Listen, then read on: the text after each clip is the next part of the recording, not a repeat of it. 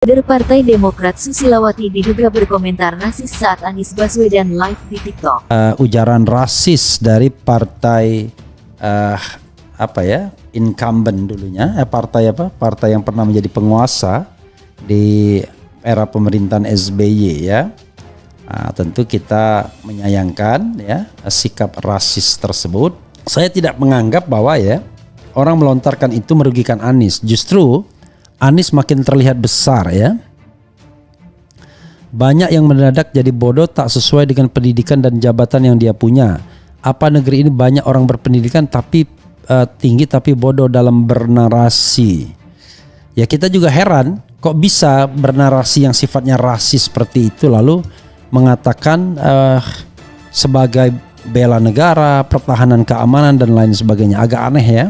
Kalau orang bilang itu si Arab keturunan Yaman itu, maksudnya Pak Anies ya. Jangan sampai Indonesia diperintah oleh keturunan Yaman itu. Kalau Anda bicara itu, Anda rasis. Lah Presiden Gus Dur aja ngaku dia keturunan Tionghoa. Nah Anda orang apa? Oh, saya orang Jawa Pak. Nah Anda telusuri itu Jawa ke atas gitu ya. Jangan-jangan sama seperti Gus Dur. Itu nenek moyang Anda jangan-jangan orang Tionghoa.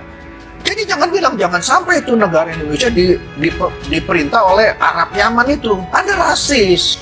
Seperti kita tahu, sejak reformasi tahun 98, mendadak di sekeliling kita banyak orang-orang yang sibuk beragama tetapi dengan kekerasan. Mereka bahkan dengan teganya mengucapkan kalimat Tuhan Maha Besar dengan melakukan pengrusakan di mana-mana. Dan ciri mereka rata-rata sama, berpakaian gamis dengan cengkok bicara yang ke Arab-Araban. Jenggotnya ada yang tebal. Kita mah golput aja kalau memang Pak Anies dijegal ya. Gak usah milih.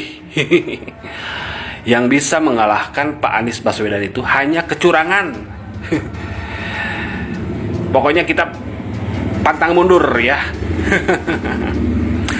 Tehon cewang sumoreang relawan Anies Baswedan cadu mundur pantrang mulang mun maksud tacan laksana berjuang ke lemah cai lali rapi tur tega pati tayak basa menta pamulang tarima ikhlas ridho kere korban merdeka. Padahal kita tahu kalau misalnya rasis ya kita bisa saja utak-atik asal orang lain, tapi sekali lagi itu bukan langkah yang baik ya untuk mengutak-atik asal usul itu. Kemudian keturunan ini mau ditarik ke sebelum Indonesia lahir atau setelah Indonesia lahir.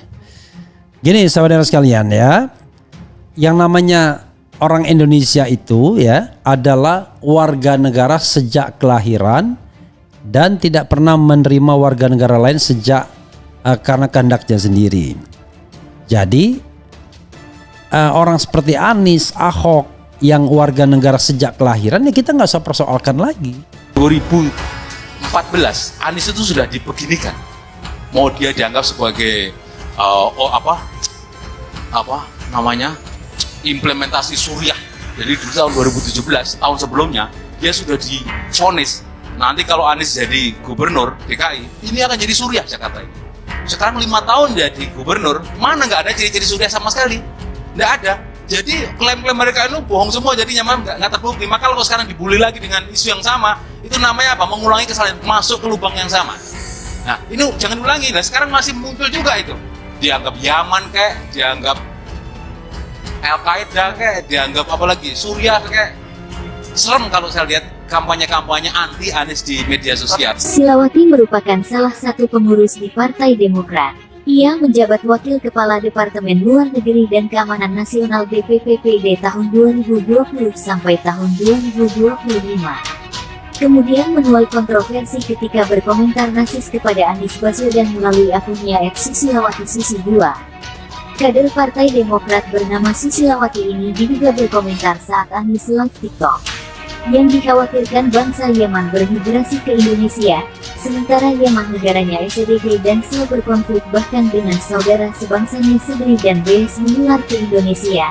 Ini yang diwaspadai. .sng saya salah, demikian komentar yang dibuat Susilawati, dikutip sesuai aslinya. Narasi basi kader Partai Demokrat. Anies memang sering dilekatkan dengan narasi Yaman yang sebenarnya sudah basi oleh kubu yang berseberangan dengannya. Hal ini karena buyutnya berasal dari Yaman. Sedangkan kakek Anies, Abdurrahman Baswedan, ditetapkan sebagai pahlawan nasional karena jasanya pada NKRI. Cuitan Susi mendapat tanggapan negatif dari netizen sehingga, menurut jubir Partai Demokrat Herzaki Mahendra, Susilawati telah menyampaikan permohonan maaf. Yang bersangkutan sudah mengklarifikasi dan minta maaf serta menghapus tweetnya, ujar Herzaki. Herzaki juga menegaskan apa yang ditulis Susi tidak mewakili Partai Demokrat. Apa yang disampaikannya tidak mencerminkan pandangan partai, jelas Herzaki. Susi menulis di akun media sosial Instagram dan X-nya mengaku pernah mengikuti pendidikan seperti Lemhanas pada tahun 2007. Mengaku alumnus di 3 universitas, yaitu Universitas Sumatera Utara USU, Universitas Gajah Mada UGM, Universitas Pertahanan Unhan.